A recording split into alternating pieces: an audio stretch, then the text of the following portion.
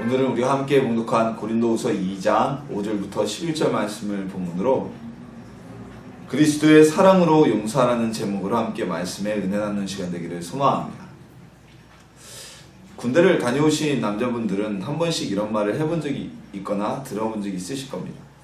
정말 어떻게 보면 운이 없어서 악독한 고참을 만나면 요즘에도 구타는 없다고 하지만 사람과 사람과의 관계에서 24시간 함께 살아가면서 괴롭힘 당하는 것은 구타의 문제가 아니라 정말 괴롭거든요.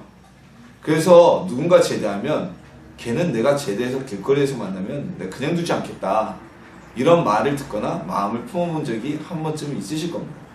너무나 나를 괴롭게 했기 때문에, 너무나 나를 괴롭혔기 때문에. 하지만 실제로 길을 가다가 사회생활을 하면서 자기를 괴롭히는 고참을 만날 확률도 거의 없고요. 그리고 또 일부러 워낙 깊은 앙심이 아니라면 제대하고 나면 그건 한때 인생의 군대라는 시간에서 거쳐가는 또 추억 정도로 여기기 때문에 정말 찾아가서 싸우거나 이런 일은 거의 없습니다. 혹여라도 그런 일이 생기면 그런 이야기가 화제가 될 정도로 아주 드문 경우죠. 그런데요, 군대에서는 이렇게 생각을 하지만 사람이란 앙심을 품습니다. 앙심. 근데 동물들은요, 다른 동물들은 앙심을 품지 않아요. 사람처럼 어떤 짐승이 앙심을 품어서 수년 뒤에 자기에게 해코지한 짐승이나 사람에게 보복을 했다? 이런 일은 보기 힘듭니다. 물론 이제 우리가 동물농장 같은 경우를 보면 어떤 트라우마죠. 많이 학대를 받고 매를 맞았던 동물은, 강아지나 개나 이런 것들은 비슷한 옷을 입고 온 사람만 보아도 공격성을 띈다거나, 이거는 트라우마지 특정한 사람에 대한 앙심을 품는 것은 아니죠. 근데 사람은요, 앙심을 품습니다. 그리고 그에 대한 보복을 하게 됩니다. 그래서 인류사는 보복의 역사라는 이야기도 있지 않습니까? 한 그룹이 대세를 잡으면 그 핍박받던 그룹이 혁명을 일으켜서 피해 보복을 하고, 또 그 피해 보복을 당하지 않기 위해서 목숨 걸고 싸움을 하고, 인류의 역사는 전쟁의 역사고 전쟁의 역사 밑에는 피해 보복의 역사라는 이야기를 하게 됩니다. 근데 사람들 중에서도 마음이 정말 넓고, 그리고 자신이 당한 핍박과 어려움에 대해서 앙심을 품지 않고 보복을 하지 않는 이들이 있습니다. 그런 사람을 우리가 대인배라고 그러죠. 마음이 넓은 대인배다. 근데 반면에 아주 작은 일에도 마음에 앙심을 품고 꽁 하고 있고 마음 상한 것을 그대로 드러내고 다툼을 일으키는 이런 사람들을 보고 우리가 밴댕이 소딱지 같다, 또는 쫌생이다, 쫌팽이다, 이런 말을 쓰기도 합니다. 자, 그리스도인들은 어떤 사람이 돼야 될까요? 성도들은요, 그리스도인들은 당연히 대인배가 되어야만 합니다. 왜냐면 예수님이 말씀하셨잖아요. 내 이웃을 내 몸과 같이 사랑하라. 이웃을 내 몸과 같이 사랑하라고 하셨는데, 자기 몸을 자기가 학대하는 사람도 아주 드물죠. 물론 이제 요즘에 같은 경우에는 자신에 대한 강박이 강해서 스스로를 사랑하지 못하는 분들이 참 많아졌지만, 그럼에도 불구하고 본능적으로 뭔가 내 몸에 날아오면 피하게 되는 보호 본능이 있지 않습니까? 그래서 그리스도인들은 다 대인배가 되어야 돼요. 그런데 성도들이라고 해도 저도 마찬가지고요. 우리 역시 사람입니다. 예수님이 아니기 때문에 같은 자국이 계속 지속적으로 반복되거나, 아니면 괴롭힘이 반복되거나 계속 시비를 걸고 도발을 하게 되면 언제까지나 그들을 용서해 주기는 참 힘든 것이 사실입니다. 오늘 본문은요, 사도 바울이 자신을 공격한 고린도 교회 내의 성도들을 향해 그들을 어떻게 처결해야 될 것인지 바울이 피해 당사자인 바울이 고린도 교회에 편지를 보내서 전하는 내용입니다. 우리가 어떤 고난을 당하고 핍박을 당하고 억울한 일을 당했을 때, 그리고 우리가 그들을 처벌할 수 있는 권한이 우리 손에 주어졌을 때 우리는 그 문제를 어떻게 해결해 나가야 할지를 오늘 말씀을 나누면서 함께 은혜 나누는 시간 되기를 소망합니다. 자, 소아시아의 대부분의 교회가 그렇듯이 고린도 교회 역시 사도 바울에 의해서 세워진 교회였습니다. 사도 바울과 브리스길라와 아굴라라는 한 부부, 그러니까 두 사람이죠. 한 사람은 남편이고 한 사람은 부인인데, 이 부부와 사도 바울이 함께 세우게 된 교회가 바로 고린도 교회입니다. 특히나 이 브리스길라와 아굴라 부부, 아굴라가 남편이고 브리스길라가 아내인데요. 이 부부는 초창기 고린도 교회를 위해서 자신의 집을 예배당으로까지 예배장소로 제공하면서 헌신적으로 교회가 성장하는 데 봉사하는 부부였습니다. 그러니까 요즘으로 말하면 사도 바울이 개척교회를 하는데 개척교회 목사라면 이 아굴라와 브리스길라는 그 개척교회 멤버였던 거죠. 교회 재정도 담당해주고 예배 장소도 제공했던. 그런데 이렇게 주도적으로 교회를 성장시키고 교회가 세워지는데 거침없는 헌신을 했던 이 브리스길라와 아굴라 부부가 아닌 다른 이들이 고린도 교회 내에서 바울을 공격하기 시작했습니다. 우리가 지난주에 말씀을 나누었듯이 이들은 유대에서 온 유대주의자들, 즉 이 유대주의자들은 율법주의자들이거든요. 그리스도인이 되어서도 여전히 율법을 지켜야 한다는, 하나님의 십계명과 규례들을 지켜야 한다는 주장하는 이들이었는데, 이들을 통해서 설득받고 섭외된 자들이 교회 내에 침투하게 되었고 고린도 교회를 세운 사도 바울의 사도성을 공격했고, 저는 사도가 아니다. 그리고 고린도 교회를 방문한 바울에게 아주 모욕적인 행동까지 했던 것입니다. 자, 정말 이거 어이없는 모습이 아닐 수 없어요. 바울 개인적으로는 정말 치욕적이고 화가 나는, 용납할 수 없는 일이 될 가능성이 매우 높았습니다. 자, 우리나라가 재벌 경영 때문에 많은 사회 문제적인, 경제적인 문제들이 일어납니다. 재벌 중심의 경제 구조이기 때문에, 그래서 대통령 선거 때마다 무슨 경제 민주화가 지난 선거 때도 그랬죠. 대표적인 이슈가 되고 그랬는데, 우리 이제 가족 경영은 우리나라에만 있는 것은 아닙니다. 가까운 일본에서도 가족 경영을 하고, 핀란드와 같은 나라에서도, 선진국이라고 하는 나라에서도 가족 경영을 합니다. 근데 이런 나라들 중에서도 특히나 우리나라는 가족 경영에 대해서 참 관대한 편이에요. 재벌들도 그렇고요. 사학재단들, 특히 사학재단들은 그 사학의 재산이 개인의 것이 아니거든요. 그건 사회에 환원한 겁니다. 그래서 그 이사장이 권한은 가지고 있지만 그걸 세습할 명분은 사실 없는 거예요. 근데 사학재단 역시 다 대대로 세습을 하죠. 그리고 엄청난 권한이 휘둘르죠. 자신들의 재산이 아닌 사회에 환원한 재산을 가지고. 이런 것에 대해서 우리나라가 지금 관대하게 보는 이유는 그것입니다. 무엇이냐면 그들이, 그 가족들이 투자를 해서 재벌이라는 그 회사를 일으켜 세웠고, 그 가족이 사학에 자신의 재산을 출연을 해서 사학재단에 자신의 재산을 기증함으로 인해서 재단이 세워졌다는 그런 이유 때문에 우리는 그들의 기득권을 인정해주는 풍토가 있습니다. 이것은 우리나라뿐만이 아니죠. 우리가 반대로 생각해서 오늘 바울의 개념은 그렇습니다. 바울이 당한 고난은요, 내가 내 피땀 흘려서 설립한 회사에서, 또는 내가 피땀 흘려서 세워진 어떤 공동체 단체에서 쫓겨나게 되고, 그리고 모욕을 받는 일이 벌어진 것입니다. 어떻겠습니까? 정말 저라면은 분이 막 들끓었을 것 같아요. 그리고 배신감에 치를 떨었을 것 같습니다. 이건 대부분의 사람들이 갖는 모양이고 모습일 거예요. 누군가에게 밀려났다, 배신을 당했다. 그 분노는 참을 수가 없겠죠. 오늘 바울의 경우가 딱 그런 상황을 당한 경우였습니다.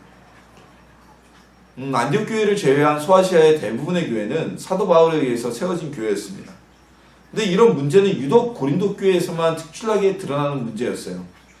바울이 에베소에서 오랫동안 기거를 했는데 에베소 교회에서는 이런 문제들이 특별히 불거지지 않았던 것 같습니다. 근데 이 고린도 교회에서만 유독 바울이 사도가 아니다, 그가 어찌 사도냐라는 사도성에 대한 공격, 이것은 바울의 그 근본적인 사역의 가치관과 기반을 뒤흔드는 공격이었죠. 예를 들어서 저에 대해서 누군가 당신이 목사야? 당신이 어떻게 목사야? 라고 공격을 한다면, 제가 그거에 대한 의심을 품는 사람이 있다면 그 사람은 우리 교회를 다니지 못하겠죠. 목사가 아닌 사람에게 말씀을 드릴 이유가 없고 축도를 받을 이유가 없으니까요. 근데 이 고린도 교회만 유독 이랬어요. 이 고린도 교회는 사도 바울이 참 고생하면서 개척하고 설립한 교회입니다. 그리고 이 교회를 세우기 위해서 브리스길라와 아굴라도 역시 온전한 헌신을 했던 교회였어요. 그런데 이 막상 브리스길라와 아굴라와 같은 헌신자들이 이런 얘기를 하면 그래도 그들의 수고가 있으니까 조금은 이해가 가겠는데, 얼토당토하는 이들이 들고 일어나서 바울이 당신이 무슨 사도냐, 당신은 거짓된 사람이다, 당신은 성실하지도 못한 사람이다라고 공격을 퍼붓고 자신들끼리 파벌을 만들고 교회가 엉망이 되었던 것입니다. 심지어는 이미 고린도 전서를 통해서 너희가 그리하여서는 안 된다라고 말을 전했음에도 스스로 자신의 모습을 돌아보고 자제하기는커녕 여전히 고린도 교회 내 일부 세력들은 바울을 모함하고 모욕하고 자신의 죄악으로부터 스스로를 돌이킬 생각이 전혀 없었던 것입니다. 더군다나 이 교회의 설립에 큰 힘을 보태지도 않았던 이들이 굴러 들어온 돌인 예루살렘에서 들어온 거짓 지도자들, 그들에게 속아서 유대에서 온 거짓 지도자들에게 속아서 많은 문제를 일으키고 이 교회를 세운 바울을 쫓아내려고 하고 있던 것입니다. 자, 이런 모습을 보면 오늘날에도 참 떠오르는 단체들이 있죠. 대표적인 이단 신천지. 지금 최순실 이 스캔들이 터지면서 최순실이 신천지 아니냐, 그럼 대통령도 신천지의 조정을 받는 것이 아니냐라는 막 이야기까지 나오고 있어요. 그건 사실인지 모르겠어요. 하지만 분명한 것은 그 최순실이라는 사람, 그 사람의 아버지가 최태식 영생교라고 이단입니다. 그건 아주 대표 이단, 여러 이단 중에 하나인데 사입 이단인데 그 영생교의 교주였고, 그리고 이단과 관련된 여인이라는 것은 분명합니다. 그래서 지금도 신천지가 국정을 논단했다까지 이렇게 일이 일파만파 퍼지고 사람들이 일이 커지다 보니까 여기저기 관련 있는 거 다 끌어대는데요. 분명한 것은 그런 것이죠. 오늘날에도 이런 모습을 나타내는 이단들이 있어요. 바로 누굽니까? 신천지.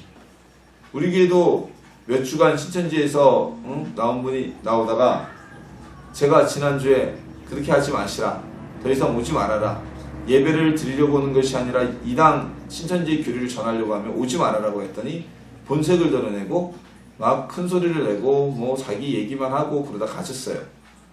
신천지가 그래요. 위장해서 들어옵니다. 그분은 첫날, 둘째 날인가 온날 가방을 쏟는 바람에 신천지 교리책이 제 눈에 띄어서, 교리 CD집이 제 눈에 띄어가지고 자기가 신천지라는 것을 밝힐 수밖에 없었어요. 하지만 대부분의 신천지는 예전에 교회에 침투를 했죠. 마치 고린도 교회에 들어와서 성도들을 미혹하여서 교회 분쟁을 일으켰던 일이죠. 그래서 교회가 아주 시끌시끌해지고 막 정신없어지고 결국은 교회의 많은 성도들이 단체로 신천지에 빠지게 되는 일이 벌어지게 되고, 심한 교회는 담임 목사와 그 교회 주축 세력을 내쫓고 교회 건물과 그리고 재산까지도 탈취하는 일이 벌어지긴 했습니다. 이런 일을 사도 바울이 겪은 거예요. 자, 그런데 사도 바울은요, 이들에 대해서, 자기를 대적한 이들, 그들에 대해서 어떻게 생각했느냐? 사도 바울은 결코 그들이 죄가 없다고 생각하지는 않았습니다. 자기를 모욕 주고 자기를 의심하고 교회 내 분쟁을 일으키는 그들이 죄가 없는 이들이라고 생각하지는 않았어요. 그러나 이미 이 고린도 교회 안에서 바울을 대적하고 많은 성도들에게 상처를 주었던 그들은 벌을 받고 있다고 이야기합니다.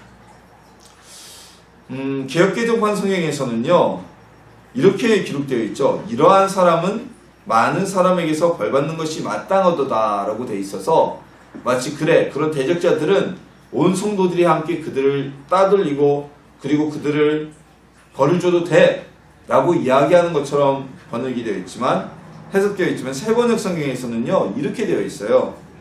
여러분 대다수는 그러한 사람에게 이미 충분한 벌을 내렸습니다 라고, 이미 고린도 교회 내에서 외면받고 그리고 성도들의 거룩한 충에 참여하지 못하는 그들은 이미 그걸로써 충분히 많은 사람들에게 벌을 받고 있다고 전하고 있습니다. 이 말씀은 이 대적자들이 이후에 나오는 그 사랑, 용서에 대한 것이 바울을 대적하고 교회에 문제를 일으켰던 자들이 아무런 죄가 없기 때문에 용서해 주는 것이 아니라, 그들은 분명한 죄인이고 죄가 있는 사람들이지만 이제 우리가 그리스도의 사랑으로 그들을 용서한다는 것을 말하고 있는 것입니다. 하지만 바울은 이런 죄인들이지만, 그들이 이미 죄를 범하고 있지만 이미 많은 벌을 받았다고 바울은 생각했고, 그들을 용서하는 것이 어떠냐고 말을 전합니다. 의견을 전합니다. 사실 이 고린도 교회 사태의 가장 큰 피해자는 사도 바울입니다. 바울을 누가 비난했습니까? 교회 내 누가 바울을 공격했습니까?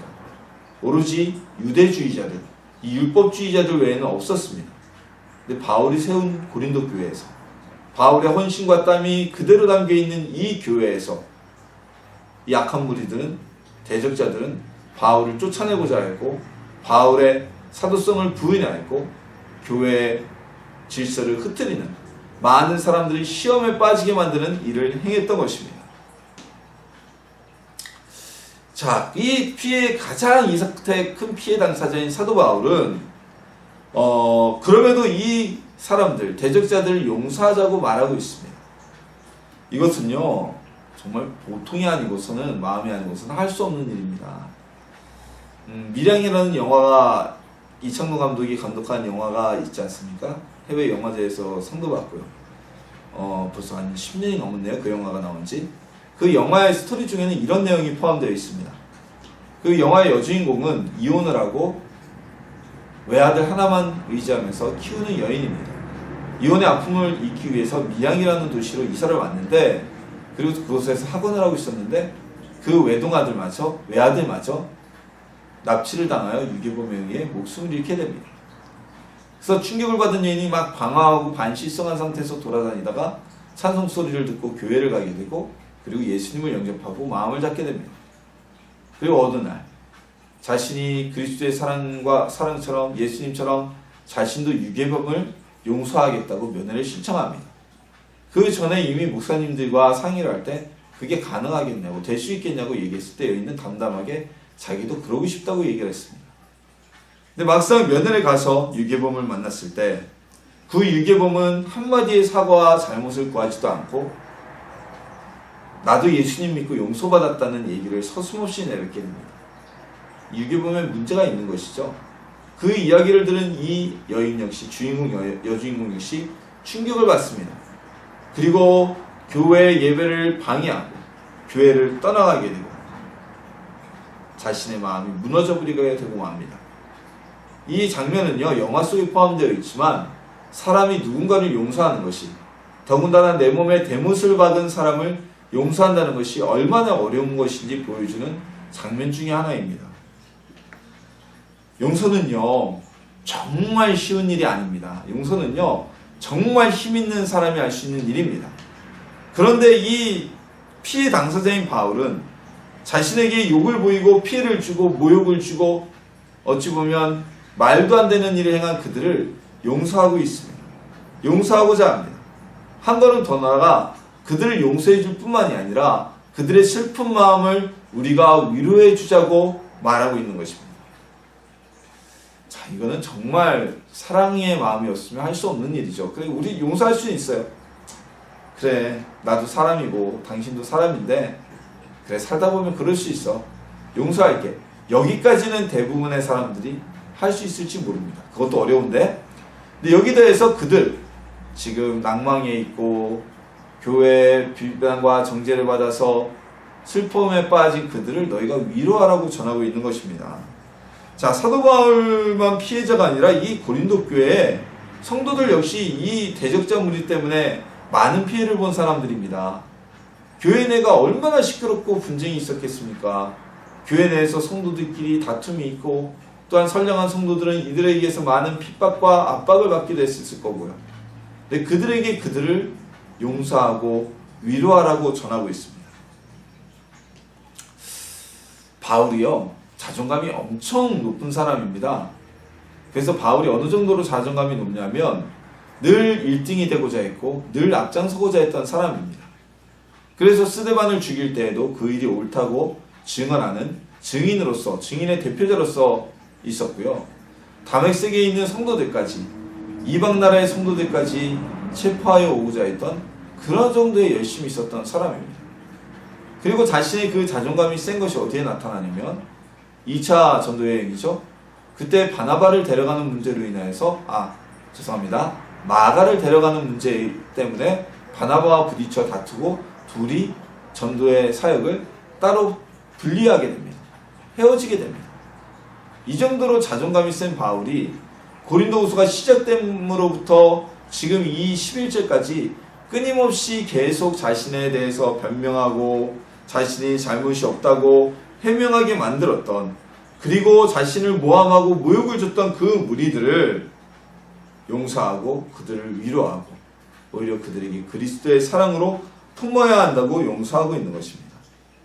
즉 바울은 몸소 사랑을 실천하고 있는 것이죠. 자, 그럼에도 불구하고 중요한 것은 바울은 이들을 억지로 사랑했던 것이 아니라는 겁니다. 억지로 용서한 것이 아니라는 겁니다. 그런 경우가 있어요. 예수님께서 누군가를 용서하라고 하셨으니까 용서를 하는데 이렇게 용서하죠. 그래요, 제가 용서를 하니까, 그래요 주님, 제가 예수님 때문에 용서합니다. 그 인간 용서할 수 없는데, 이렇게 이를 꽉 악물면서 나는 용서하기 싫은데 내가 예수님 때문에 용서합니다, 용서할게요. 마음은 여전히 불편한 그런 용서들이 많이 있죠, 솔직히. 근데 이 바울은 그렇지 않았다는 거예요. 이들을 용서하고 위로해 줄 때, 그들의 슬픔을 위로해 주라고 할 때, 그들이 미운데 하나님이 주신 사명이 있으니까 나는 여전히 미우면서도 억지로 하는 것이 아니라 정말 사랑의 마음을 가지고 바울은 이들에게 이렇게 전하고 말할 수 있었던 것입니다. 자신을 모욕한 일을 용서할 수가 있었던 것입니다. 바울이 정말 진심으로 이들을 용서했는지 안 했는지 어떻게 알 수 있나요?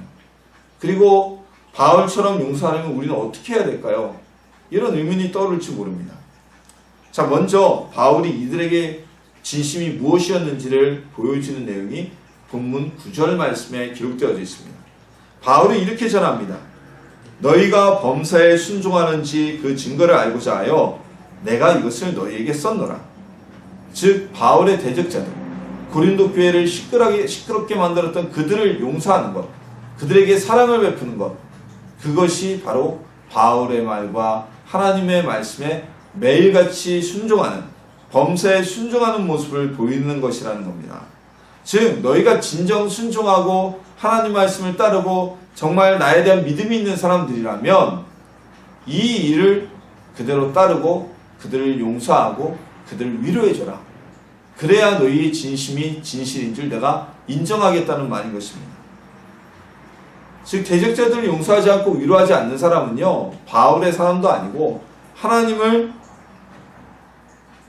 믿는 사람이 아니라는, 즉 하나님과 바울에게 불순종하는 사람이라는 것입니다. 이것은 이 바울을 대적한 자들을 용서하라는 것이 어떤 정치적인 인심을 얻기 위한 행위라거나 또는 호의를 베풀기 위한, 포장을 하기 위한 말이 아니라는 것이죠. 그리고 이런 말을 하는 것, 너희가 범사에 순종하는지 보려함이라는 말을 붙인 것은 무언의 압박입니다. 자율적으로 해라, 그런 거죠. 꼭 이런 거랑 똑같은 거죠. 부모님들이 그래 마음껏 놀아, 놀고 싶은 대로 마음대로 놀아, 대신 시험 90점 이상만 맞으면 돼. 굉장히 힘든 거죠. 이거 놀라는 거예요, 놀지 말라는 거예요? 놀지 말라는 얘기예요. 이중언어잖아요. 바울이 바로 그런 얘기를 하는 겁니다. 너희가, 이 말을 내가 너희한테 쓰는 것은 너희가 정말 저들을 용서하고 위로한다면, 그리스도의 사랑을 베푼다면 너희가 나의 말을 듣는 거고 하나님만을 듣는 사람들이지만, 그렇지 않다면 너희도 똑같은 자들이야. 이런 압박을 하게 되는 것입니다. 바울은요, 용서라는 것이 하나님 앞에, 예수님 앞에서 이루어지게 되고 서로 상호적인 관계를 맺고 있는 행위라고 전하고 있습니다. 바울이 용서를 할, 사람들이 용서를 하기 때문에 바울도 용서하고, 또한 바울이 용서하기 때문에 고린도 교회 성도들도 서로를 용서할 수 있다는 것입니다. 그리고 이것은 개인이나 어떤 고린도 교회라는 집단의 의의가 아니라 개인이 정말 대인배라서, 또는 고린도 교회 공동체라는 그 공동체가 정말 뛰어난 도덕적인 공동체라서 이루어지는 일이 아니고요, 바로 예수 그리스도 앞에서 하는 것이라는 겁니다. 예수 그리스도 앞에서. 개인적인 능력이나 집단의 도덕성이 아닌 그리스도의 능력으로, 성령의 능력을 힘입어 우리가 받은 그리스도의 사랑을 그대로 전하는 것 뿐이라고 바울은 말씀하고 있습니다. 이야기하고 있습니다. 즉 대적자들 역시 이 고린도 교회의 성도들이기 때문에 그들을 내어쫓기보다는 그 영혼들을 구원하는 것이 우선이고, 또 그들 역시 그들을 내어 쫓는다면 그들 역시 고린도 교회의 지체들이기 때문에 고린도 교회와 성도들에게는 상처가 남게 된다는 것이죠. 자, 우리가 그런 경우가 있습니다. 손 같은 데나 발 같은 데 사고를 통해서 문제가 생겨가지고 혈관이 막히고 괴사해서 썩어 들어올 때가 있습니다. 그걸 그냥 두면은 온몸이 괴사하게 되고요. 그 이전에 폐혈증으로 생명을 위험할 수도 있습니다. 그럼 어떻게 하죠? 살기 위해서 그 썩어 들어오는 부위를 절단해서 잘라냅니다. 그럼 그 사람은 생명을 구할 수는 있습니다. 하지만 절단되어진 부위는 평생 장애로 남게 되죠. 고린도 교회 안에 비록 대적자들이라고 할지라도 이들을 내어치고 쫓아내버리고 정죄해버린다면 그들은 교회를 떠나게 될 것이고 고린도 교회 안에는 성도들 사이에서는 그 상처가 계속 남아있게 되기 때문입니다. 그래서 그들이 상처를 받지 않도록 고린도 교회에 유익이 있게 하기 위해서 바울은 대적자들을 용서하는 것이라고 전하고 있는 것입니다. 또한 바울이 그들을 용서해야 된다는 이유는, 위로까지 해야 된다는 이유는, 낙몽에 빠지지 않게 슬픔에 빠지지 않게 해야 된다는 이유는 사단이 그것을 원하기 때문입니다. 바울은 사단의 계략을 우리가 빠져서는 안 된다고, 사단의 계략에 속지 않게 하려 함이라고 전하고 있습니다. 사단은요, 분열을 조장합니다. 다툼을 조장합니다. 싸움을 조장합니다. 그리고 성도 간에 분열이 있으면 그 틈을 비집고 들어와서 갈라지게 만듭니다. 상처를 주게 만듭니다. 고린도 교회에서 교회를 대적한 이들이라고, 바울을 대적한 이들이라고 해서 그들을 내어 쫓는다면 그 분열된 틈을 통해 사단이 들어올 수 있다는 것입니다. 교회를 떠난 그들은 다시 세상으로 돌아갈 수밖에 없게 되는 것이죠. 이것은 교회를 분열시키려는 사단의 계략을 막는 일이 그리스도의 사랑으로 대적자들을 용서하는 것이라는 것을 뜻하고 있습니다. 바울이 용서할 수 있었던 이유는 무엇일까요? 바울 자신도 하나님 앞에 많은 죄를 지었지만 주님께 용서를 받았기 때문이고요. 또한 바울은 고린도 교회를 사랑했기 때문에 그들을 용서할 수 있었습니다. 바울이 교회를 사랑하지 않았다면 고린도 교회에 상처가 남건 말건, 성도들 사이에 아픔이 남건 말건 자신에게 모욕을 준 그들을 모두 다 내어 쫓으라고 전하였을 것입니다. 하지만 바울은 교회를 사랑했기 때문에, 고린도 교회에 어느 누구도 상처를 입는 것이 원치 않았기 때문에 그들을 위로하고 용서하여서 교회 내에 품고 있으라고 전하는 것입니다. 또한 바울은 분쟁과 다툼과 싸움이 사탄이 원하는 계략이라는 것을 알고 있었습니다. 그래서 그 계략에 같이 빠져서 허우적대면서 그 계략에 동참하여서 서로 상처를 주며 싸우는 것을 원치 않았던 것입니다. 그리스도인의 가장 큰 힘은 예수님께서 아무런 저항하지 않고 십자가에 달려서 죽음을 맞으셨듯이 우리 역시 아무 저항 없이 사랑하는 것을 의미하는 것입니다. 그것이 바로 사단의 계략을 막는 일이기 때문에 바울은 이들을 더더욱이 용서하고 위로하고 품어주고자 했던 것입니다. 바울이 이럴 수 있었던 것은요, 바울이 위대한 사람인 것도 있지만 그의 의지가 대단한 것도 있지만 이건 바울의 위대함이 아니라 그리스도의 사랑으로 인함입니다. 예수 그리스도께서 우리를 위하여 십자가에 달려 죽으시고 아무 죄가 없는 하나님이, 아무 죄가 없는 하나님의 아들이 하늘을 버리고 피조물의 몸으로 태어나서 온갖 곳 생활하다가 고통당하며 십자가에서 죽으신 그 일, 그 은혜와 사랑을 정말 느끼고 살아가는 사람이라면 우리도 바울처럼 누군가를 용서하지 않을 수 없을 것입니다. 이건 당장 어떤 대인배라서 할 수 있는 일이 아닙니다. 대인배는요, 어떻습니까? 대인배의 용서는 그냥 참는 거예요. 참는 거. 마음이 넓기 때문에 속에 그냥 참아두는 거지만 우리 그리스도인의 용서, 성도들의 용서는요, 우리가 받은 예수님의 사랑을 그대로 전하고 그들을 품어주는 것입니다. 바울이 고린도 교회에서 자신을 모욕하고 자신의 사역을 힘들게 하고 마음을 아프게 하며 교회를 분열시키고자 했던 그들을 용서하라고 이야기한 것은 자신이 받은 용서를 나누는 일이었습니다. 그리고 바울은 자신만이 아닌 고린도 교회의 모든 성도들에게도 그들을 용서하고 그들의 슬픔을 위로해줘야 한다고 말하고 있는 것입니다. 사단은 용서가 없습니다. 사단에게는 용서라는 게 없어요. 그리고 사단에게 사람은 앙심을 품게 합니다. 하나님께서는 우리가 앙심을 품지 말라고 말씀하셨습니다. 해가 지기 전에 마음에 품은 악을 다 털어내라고 말씀하셨습니다. 예수님의 사랑으로 용서를 받은 우리는 우리가 받은 그 사랑을 나눌 수 있어야만 합니다. 나누어야만 합니다.